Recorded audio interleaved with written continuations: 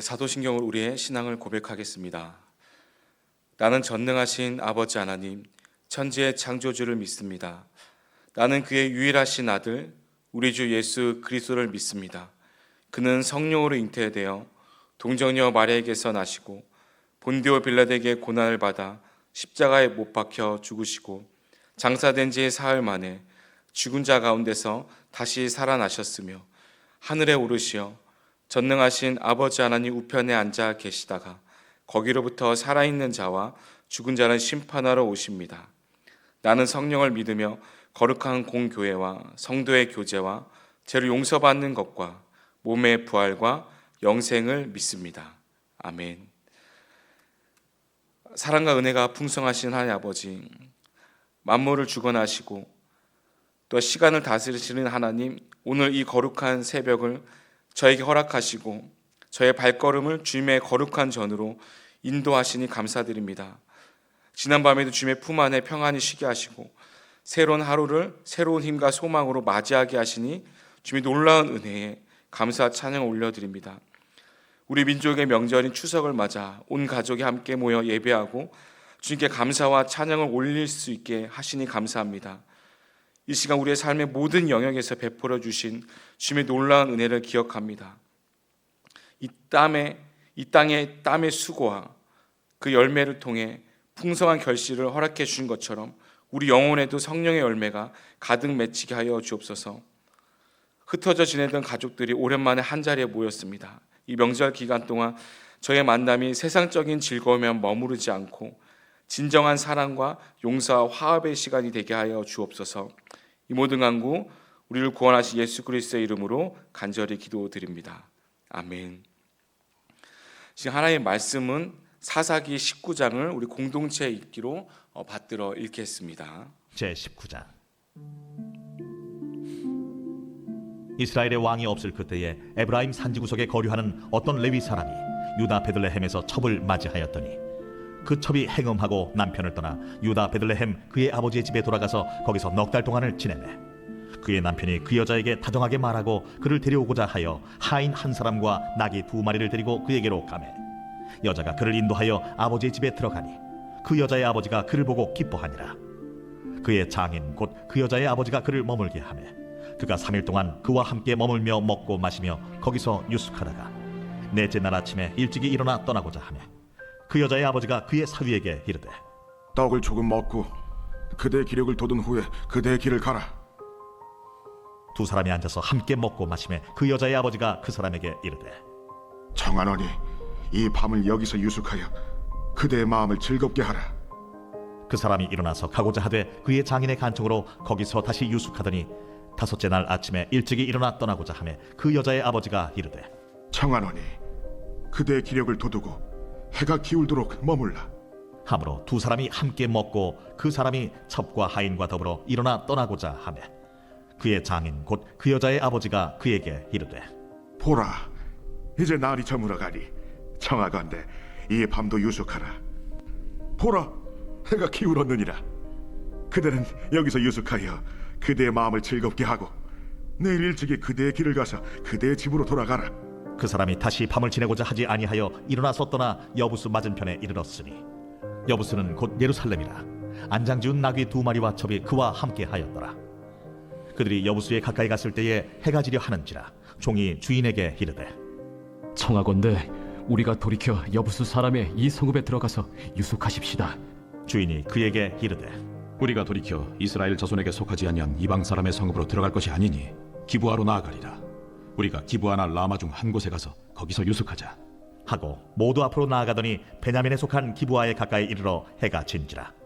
기브아에 가서 유숙하려고 그리로 돌아 들어가서 성읍 넓은 거리에 앉아 있으나 그를 집으로 영접하여 유숙하게 하는 자가 없었더라. 저녁 때에 한 노인이 밭에서 일하다가 돌아오니 그 사람은 본래 에브라임 산지 사람으로서 기브아에 거류하는 자요 그곳 사람들은 베냐민 자손이더라. 노인이 눈을 들어 성읍 넓은 거리에 나그네가 있는 것을 본지라 노인이 묻되 그대는 어디로 가며 어디서 왔느냐? 그가 그에게 이르되 우리는 유다 베들레헴에서 에브라임 산지 구석으로 가나이다. 나는 그곳 사람으로서 유다 베들레헴에 갔다가 이제 여호와의 집으로 가는 중인데 나를 자기 집으로 영접하는 사람이 없나이다. 우리에게는 나귀들에게 먹일 집과 여물이 있고 나와 당신의 여종과 당신의 종인 우리들과 함께한 청년에게 먹을 양식과 포도주가 있어 무엇이든지 부족함이 없나이다. 그대는 안심하라. 그대의 쓸 것은 모두 내가 담당할 것이니 거리에서는 유숙하지 말라. 하고 그를 데리고 자기 집에 들어가서 나귀에게 먹이니 그들이 발을 씻고 먹고 마시니라. 그들이 마음을 즐겁게 할 때에 그 성읍의 불량배들이 그 집을 애워싸고 문을 두들기며 집주인 노인에게 말하여 이르되 내 집에 들어온 사람을 끌어내라. 우리가 그와 관계하리라. 아니라 내 형제들아, 청하노니 이 같은 악행을 저지르지 말라. 이 사람이 내 집에 들어왔으니 이런 망령된 일을 행하지 말라. 보라, 여기 내 처녀딸과 이 사람의 첩이 있은즉 내가 그들을 끌어내리니 너희가 그들을 욕보이든지 너희 눈에 좋은 대로 행하되 오직 이 사람에게는 이런 망령된 일을 행하지 말라. 하나 무리가 듣지 아니하므로 그 사람이 자기 첩을 붙잡아 그들에게 밖으로 끌어내매 그들이 그 여자와 관계하였고 밤새도록 그 여자를 능욕하다가 새벽 미명에 놓은지라. 동틀 때에 여인이 자기의 주인이 있는 그 사람의 집문에 이르러 엎드러져 밟기까지 거기 엎드러져 있더라.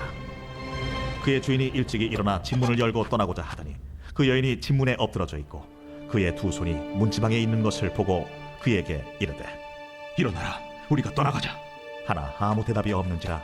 이에 그의 시체를 나귀에 싣고 행하여 자기 곳에 돌아가서 그 집에 이르러서는 칼을 가지고 자기 첩의 시체를 거두어 그 마디를 찍어 12덩이에 나누고 그것을 이스라엘 사방에 두루 보냈네. 그것을 보는 자가 다 이르되 이스라엘 자손이 애굽 땅에서 올라온 날부터 오늘까지 이런 일은 일어나지도 아니하였고 보지도 못하였도다. 이 일을 생각하고 상의한 후에 말하자 하니라. 아멘. 사사기 이제 19장은 성경 전체를 통틀어서 이제 가장 이제 충격적이고 어두운 사건 중에 하나입니다. 레위인과 그의 첩을 이제 다루고 있습니다. 단순히 한 개인의 비극을 넘어서 이스라엘의 왕이 없으므로 사람이 각기 자기의 소견대로 옳은 대로 행하였더라라는 사사 시대의 이 타락상을 정말 극명하게 보여주는 것입니다. 이 사사기 19장의 서두는 다시 한번 이스라엘의 왕이 없을 그때라고 문구로 시작합니다. 단순히 정치적인 이 공백을 넘어서 하나님의 통치가 부재한 영적 타락을 또 상징하는 것이죠. 율법을 가르치고 하나님의 거룩함을 지켜야 될 레인으로부터 첩을 두는 이 세속적인 풍습을 따랐습니다. 그 첩을 구하러 갔을 때도 장인의 환대에 취해 닷새나 머무는 등 사명을 잊은 나태하고 이기적인 모습을 또 보게 합니다. 레위인이 유숙한 베냐민 지파의 성읍 기브아에서 벌어진 일은요, 소돔과 이 고모라에서 롯에게 일어났던 일과 정말 놀랍도록 더 유사합니다. 정말 기브아 불량배들이 나그네인 레위인을 그 동성으로 성폭행하려고 시도했고 집주인은 이를 막기 위해서 자신의 그런 처녀딸과 레위인의 첩을 내주는 끔찍한 또 제안을 하는 것입니다. 여러분, 하나님의 말씀이 삶의 기준에서 사라진다면은 각자의 욕망과 소견이 왕이 될 때 그 사이는 영적으로 정말 도덕적으로 그런 흉악한 극단에 이르게 되고요. 심지어 거룩한 백성이라고 자처하는 이스라엘 공동체 안에서도 이 소돔과 같은 악이 발생할 수 있다는 것입니다. 여러분, 하나님의 말씀이 정말 삶의 기준에서 정말 멀어진다는 것은요, 근본적인 질서와 도덕적인 나침판이 사라지는 것을 의미하고 있습니다. 성경은 이러한 상태를 왕이 없는 시대, 무질서와 타락, 그리고 파멸로 묘사하고 있습니다. 자기 소견이 왕이 되는 무질서 속에 하나님의 말씀이 사라질 때는요, 이 개인의 스스로의 감정과 욕망, 그리고 주권적인, 그러니까 주관적인 그런 판단 있죠. 자기의 소견대로만 최고의 기준을 삼게 된다는 것입니다.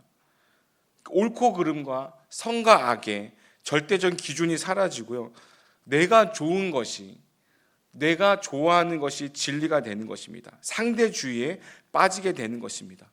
그러니까 도덕적으로도 굉장히 모호해지고 이기적인 행동을 정당화하게 만든다는 것입니다. 말씀으로부터 해방을 자유라고 착각하지만 실제로는 이제 욕망과 죄의 노예가 되는 것입니다. 참된 자유는 제한 없는 방종이 아니라 올바른 그 진리 안에서 책임 있는 선택에서 나오기 때문입니다. 또 하나님의 말씀에서 벗어나는 기준은 영적으로 공허감을 느끼는 것입니다. 이 영혼의 근본적인 필요는 하나님의 관계가 단절되면서 세상의 쾌락이나 물질로는 채울 수 없는 깊은 공허함과 불안에 또한 시달리게 된다는 것입니다. 하나님의 말씀에서 이 삶의 기준이 벗어나면은 이 소돔과 같은 무법천지가 되는 것입니다. 이 공동체의 파괴인데요. 개인의 타락이 모이면은 모인 그 공동체의 기준이 되고 그 사회는 급격하게 부패하게 됩니다. 성경 속의 사사기 시대가 바로 이 현상을 극명하게 보여주는 것입니다.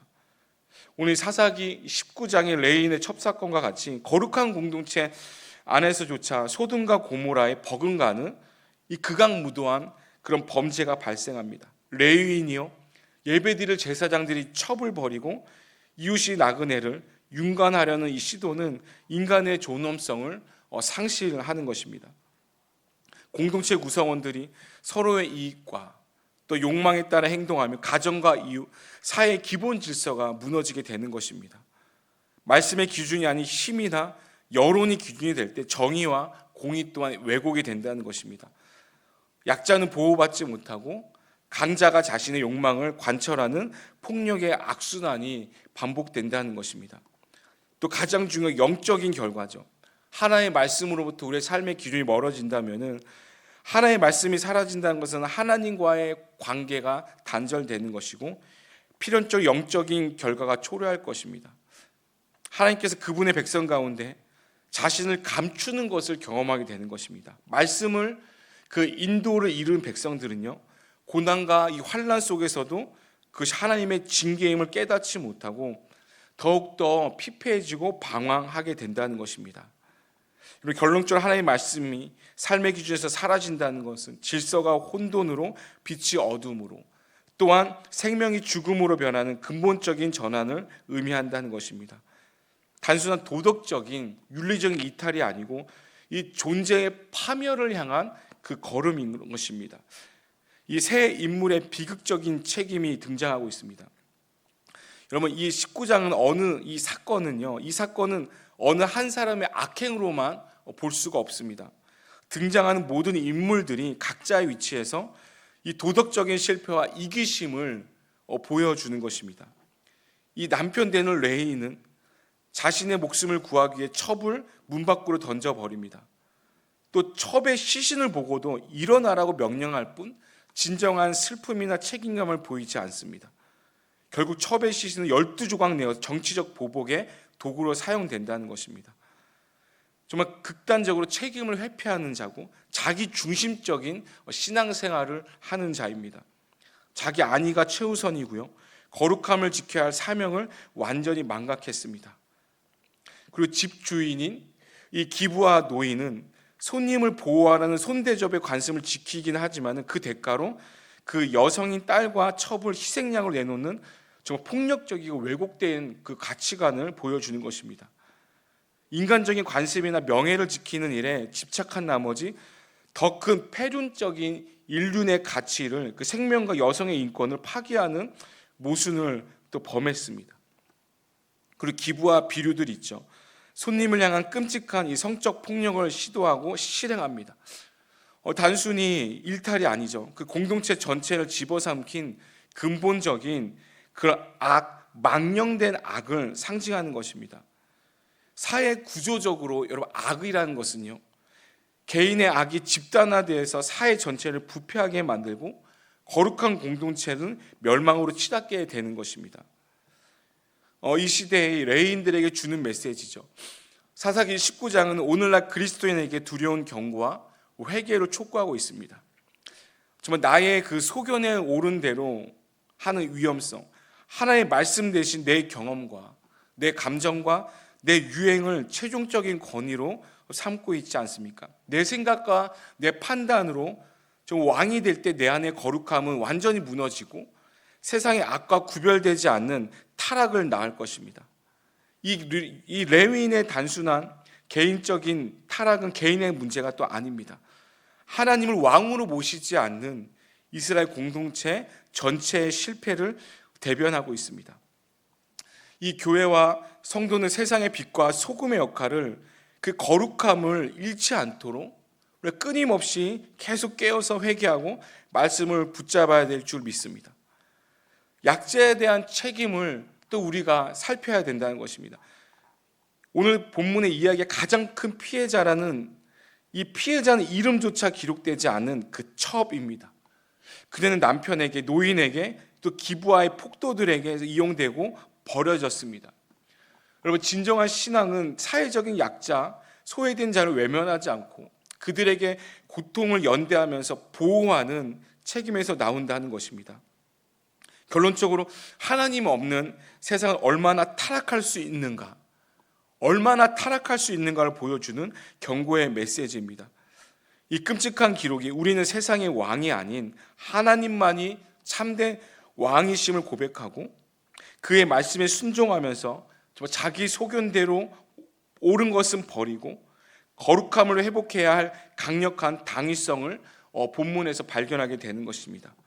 오늘날 우리에게도 질문을 던지는 것이죠. 우리 삶의 진정한 왕은 또한 누구이시며 나는 여전히 나의 소견에 옳은 대로 살아가고 있지는 않은가? 돌아보시는 하루가 되기를 주님의 이름으로 간절히 축원합니다. 오늘 말씀을 또한 생각하면서 함께 기도하기 원합니다.